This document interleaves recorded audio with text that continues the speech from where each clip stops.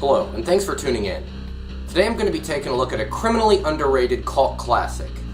And now, Maniac Cop.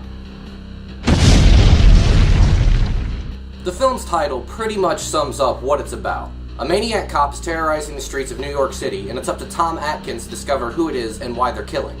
The movie has a really excellent opening credits sequence, and it's one of my favorites in cinema history. There's some great cinematography on display in this film. All of the shots are smooth and calculated and look like the director knew what he was doing before he went in. The cast boasts some pretty heavy hitters in the cult film world, including the aforementioned Tom Atkins, Bruce Campbell, and Robert Z'Dar. Also, keep an eye out for a random Sam Raimi cameo. Overall, the acting is all pretty solid. No weak link immediately jumps to mind when I try to think of one. Fun fact, Bruce Campbell would later admit he only did this movie for the money.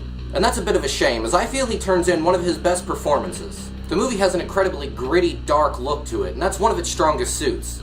Director William Lustig was perfectly able to capture the grittiness of the 1980s New York City streets, despite only shooting there for 3 days. The rest of the film was shot in California. There's a pretty good amount of stunts in this film too, especially considering the budget. The movie has an effective and creepy score that adds to the overall tone of it, although it is somewhat simplistic. The overall tone of the film is very serious and dark, almost mean. While there might be a bit of parody of the 80s slasher genre in general, this movie is not outright jokey in any way. There is a pretty good amount of practical gore throughout the film, and most of it looks pretty good, though there are a few times when it looks pretty shoddily done. There are also a few cheesy moments and bits of dialogue, but overall it doesn't hurt the movie too much. Another slight gripe of mine is the Maniac Cop seems to throw people around far too much.